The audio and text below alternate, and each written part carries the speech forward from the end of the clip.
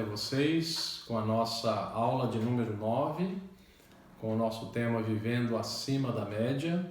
É um grande prazer realmente poder refletir com os irmãos um pouquinho mais sobre esse tema que nós temos desenvolvido ao longo de algumas semanas.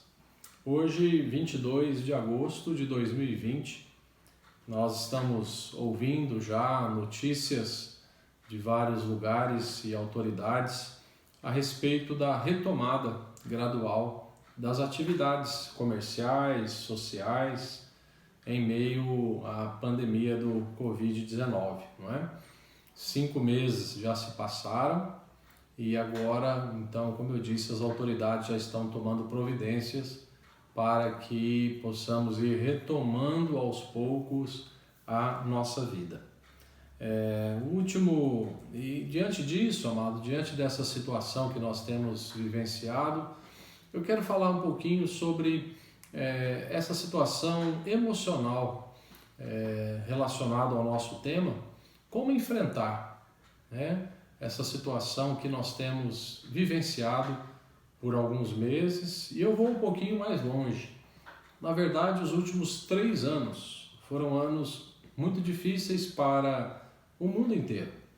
Nós começamos a ouvir 3, 4 anos para cá muitos casos de depressão, síndrome de pânico e até suicídio. Nós costumávamos ouvir notícias, né, no mundo inteiro, no nosso país, na nossa cidade. Mas alguns anos atrás, quando recebíamos essas notícias de desgastes emocionais, de depressão e suicídio, nós imaginávamos o seguinte: uma pessoa que não tem Cristo como seu Senhor e Salvador pessoal. Então, se ela não tem Cristo, é porque ela não tem esperança, não conheceu o Evangelho.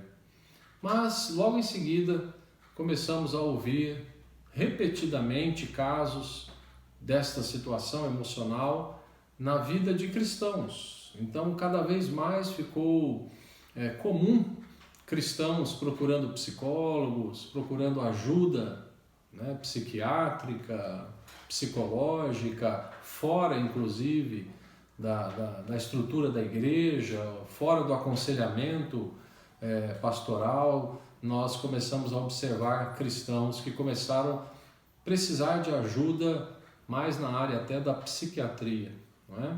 Isso foi se tornando cada vez mais comum.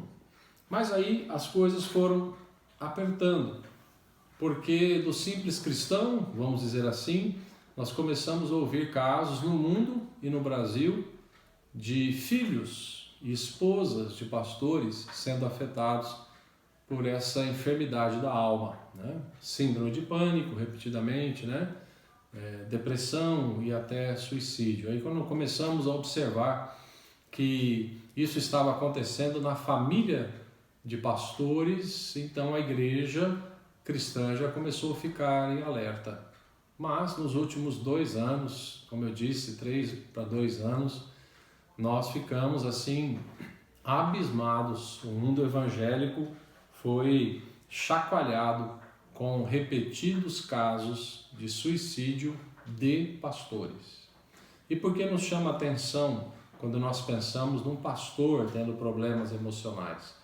Porque no senso comum nós imaginamos que um pastor que conhece a palavra de Deus, que tem comunhão com o Espírito Santo, ele deveria ser saudável emocionalmente, não é? Porque a palavra de Deus para nós é a nossa riqueza, a palavra de Deus refrigera a nossa alma, a palavra de Deus ela nos renova. Mas, estranhamente, por um lado, mas por outro lado dá para compreender, realmente a Igreja de Jesus começou a cair em si e perceber que os seus líderes eram pessoas também frágeis, susceptíveis às mesmas enfermidades da alma que nós costumávamos ver num simples crente, vamos dizer assim, né? Uma pessoa que não era líder. Então isso mexeu muito. Pastores desconhecidos e pastores conhecidos no mundo inteiro tiveram, infelizmente, um fim trágico, tirando a própria vida, porque, sem dúvida, não aguentavam mais a dor emocional, a ferida emocional que estavam sentindo. Aí nós encontramos uma palavra de Jesus que era bem conhecida em João 16, 33. Jesus diz: tenho-vos dito isto, para que em mim tenhais paz. No mundo tereis aflições, mas tende bom ânimo, eu venci o mundo. Uma palavra que a gente já ouviu muitas vezes, não é? O Senhor Jesus trazendo uma palavra de ânimo para os seus discípulos, e ele é bem honesto, ele é bem coerente, né? É engraçado que a igreja se surpreendeu com a fragilidade dos seus líderes, percebeu que os pastores de repente não eram mais super-homens, mas o Senhor Jesus já era bem coerente com isso, ele já era bem claro. Ele disse: ó, vocês vão ter muitas aflições no mundo, mas tenham paz em mim e tenham de bom ânimo, porque eu venci o mundo.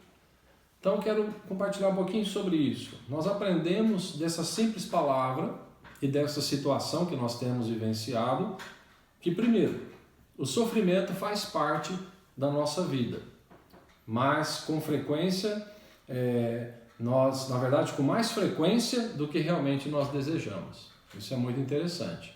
É claro que nós olhamos na Bíblia, a Bíblia nos fala sobre sofrer por Cristo, sofrer pela nossa fé, e nós sabemos que o sofrimento faz parte da condição humana, mas na verdade nós sofremos mais do que gostaríamos, com uma maior frequência do que realmente nós desejamos. E essa é a realidade. Essa é a realidade bíblica, essa é a realidade dos nossos dias. É claro que determinados momentos de felicidade, de alegria, de plenitude, às vezes eles apagam, né, muito tempo de sofrimento. Nós podemos pensar numa mulher que sofre horas e horas para gerar uma criança, e quando essa criança nasce, em poucos segundos, a satisfação é tão grande daquela mãe que ela se esquece de toda a dor e sofrimento de horas, né, de trabalho de parto.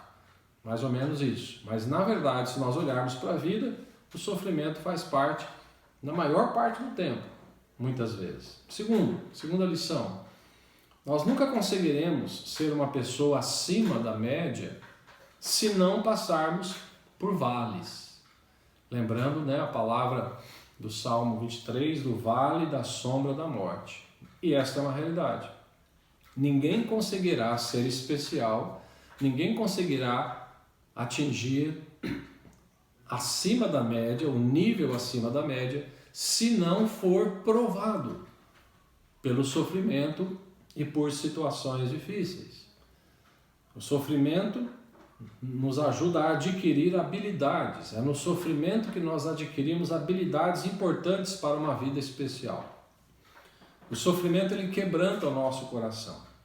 Ele diminui a nossa natureza egoísta e nos ajuda a olhar para o mundo e para as pessoas de uma forma diferente. Então, é por isso que a palavra de Deus nos diz: tende bom ânimo, né? Ou estejam felizes quando vocês passarem por tribulações, sabendo que a aprovação da vossa fé, né, vos conduzirá a um aprendizado. Então, isso é uma realidade. Mais do que nós desejamos, o sofrimento faz parte da condição humana. Mais do que nós desejamos, o sofrimento faz parte da vida cristã. E na verdade ninguém consegue alcançar uma vida acima da média se não passar por vales. Nós encontramos o apóstolo Paulo falando bastante sobre isso. Por exemplo, em 2 Timóteo 1,8, nós encontramos o seguinte: portanto, não te envergonhes do testemunho de nosso Senhor. Paulo está falando com Timóteo. Nem de mim, que sou prisioneiro seu. Antes, participa das aflições do Evangelho, segundo o poder de Deus. Essa é uma palavra de Paulo a Timóteo. Nós encontramos em 2 Timóteo 1,8. Eu vou repetir. Portanto, não te envergonhes do testemunho de nosso Senhor, nem de mim, que sou prisioneiro seu. Ou seja, Paulo diz, eu sou prisioneiro desse testemunho. Antes, participa das aflições do Evangelho segundo o poder de Deus. O que o apóstolo Paulo nos ensina aqui? Que crer no Evangelho implica em passar por sofrimentos. Quando eu creio no Evangelho de Cristo, isso não me livra de situações difíceis. Quando nós ouvimos um Evangelho, um pseudo-evangelho que é pregado, dizendo, olha, venha que todos os seus problemas serão resolvidos, venha para Cristo, entregue a sua vida e você vai ter alívio para sempre. Esse é um pseudo-evangelho, porque na verdade sim, quando nós aceitamos a Cristo, nós temos um alívio imediato, que é a retirada daquela angústia e o Espírito Santo coloca a paz de Deus no nosso coração. Essa paz que excede todo entendimento. Então, no ato da nossa conversão, nós recebemos paz. Sim, somos justificados pela fé. Mas no mundo, nós ainda estaremos sujeitos aos sofrimentos. E o apóstolo Paulo apresenta algo mais, dizendo que alguns sofrimentos, inclusive, serão novos por causa da nossa fé. Um outro versículo, falando à igreja de Corinto, ele diz, antes, como ministros de Deus, tornando-nos recomendáveis em tudo, na muita paciência, nas aflições, nas necessidades, nas angústias. O apóstolo Paulo aqui está meio que apresentando a si mesmo, dizendo, eu sou um apóstolo e faz parte da minha credencial de apóstolo o ter muita paciência, aflição, necessidade e angústia. E é muito interessante porque isso é uma palavra totalmente contrária ao que nós ouvimos em alguns momentos, em algumas igrejas, alguns púlpitos, em alguns programas de televisão. O apóstolo Paulo diz, por ser um apóstolo de Cristo, eu tenho que estar preparado para ter muita paciência, passar por aflições, passei por necessidades e angústias. Então é como se a aflição e o sofrimento fosse uma credencial do apóstolo. Então, amados, realmente diante de tudo isso que nós estamos vivendo e semana após semana nós temos tido contato com irmãos em Cristo que estão passando por um momento difícil, esse vale, né? Essa situação da pandemia, nós não sabemos exatamente quando tudo isso vai terminar, nós não temos muitas perspectivas de futuro, decisões têm sido totalmente frustradas, viagens, eventos, enfim, muitas atividades que as pessoas tinham programadas para a sua vida foram totalmente frustradas e diante dessa situação toda, e diante dessa notícia diária de mortes e doença, nós temos encontrado muitas pessoas abatidas, muitas pessoas pesarosas, né? Aflitas, a palavra é exatamente essa, aflita. Mas aí eu me lembro novamente de João 16:33, quando Jesus nos dá duas receitas. Vocês vão ter aflição no mundo, né? Porém, tem de bom ânimo. E por que eu deveria ter bom ânimo nesse momento? Às vezes eu estou com uma situação financeira difícil, às vezes eu estou com um relacionamento quebrado, às vezes eu estou com angústias internas, pessoais. Como é possível eu ter bom ânimo? Como é possível eu me levantar de manhã e me levantar com força, me levantar com alegria e olhar para o dia e dizer eu vou em frente? Como é possível que aconteça na nossa vida? Essa palavra do Senhor Jesus tem de bom ânimo. Só é possível pela visitação do Senhor.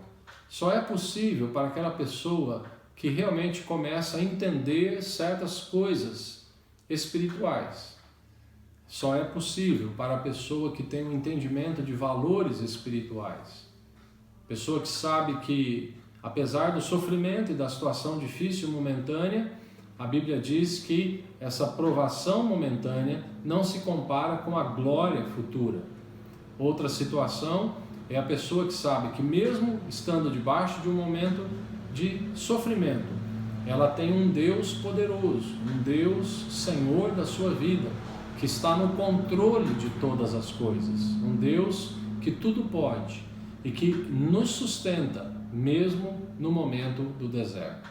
É bom nos lembrarmos de um acontecimento fantástico quando Moisés e os 3 milhões de hebreus andando pelo deserto de Sinai por 40 anos, a Bíblia nos relata que as suas sandálias não se desgastavam e as suas vestes não se desgastavam.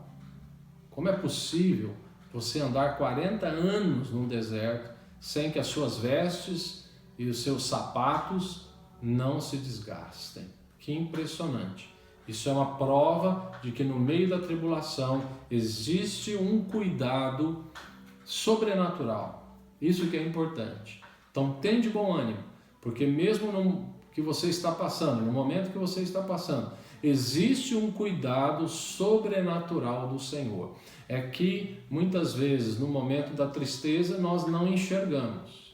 Então vale a pena aqui uma dica para você. Comece a clamar ao Senhor e pedir que Ele abra os teus olhos em oração para que você enxergue aquilo que o Senhor está fazendo de maneira sobrenatural. Está difícil aqui, mas tem uma outra área que Deus está cuidando.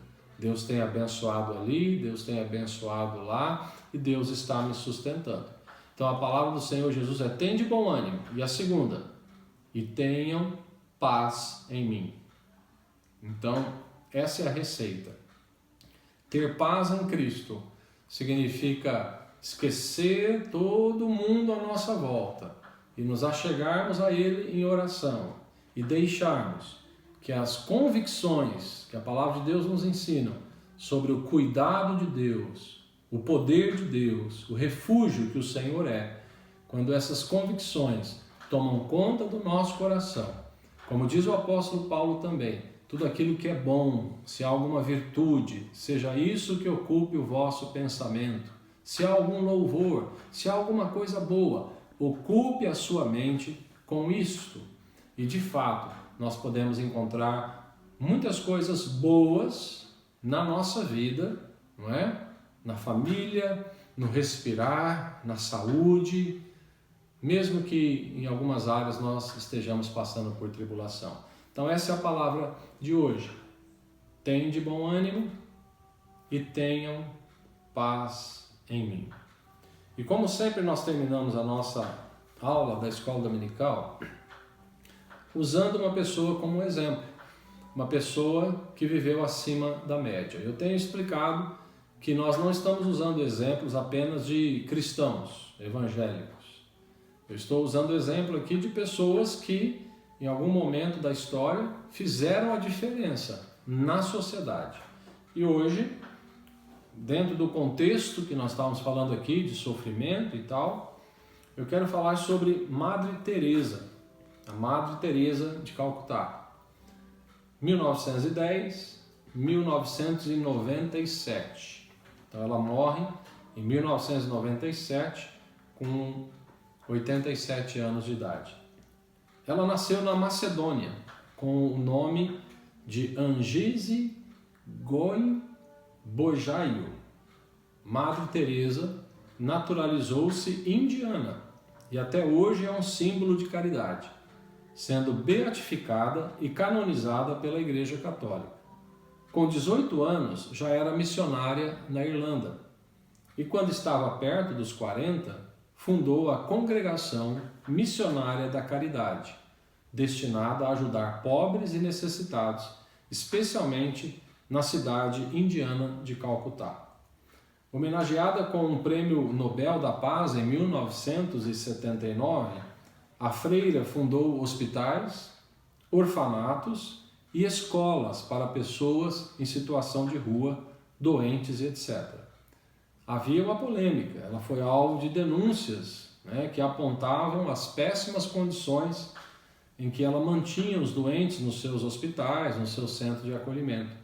Mas O fato é que nada abalou a imagem desta mulher, que teve uma imagem poderosíssima de uma mulher que fez a diferença na vida de milhares e milhares de indianos doentes, aflitos, e uma mulher que você olhando a figura dela, você nota exatamente a figura de uma pessoa sofrida.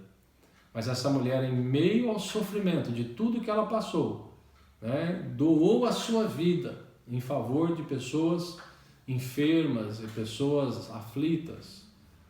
E olhando para a vida dela, uma mulher que viveu no meio do sofrimento, mas fez uma grande diferença na vida de muitos. Então, esse o nosso recado de hoje, essa é a nossa aula da Escola Dominical de hoje. Espero que você seja edificado, edificada com essa palavra. Tenha de bom ânimo, encontre a paz no Senhor e vamos vencer esse momento difícil dos nossos problemas e aflições emocionais. Que o Senhor te abençoe e te guarde.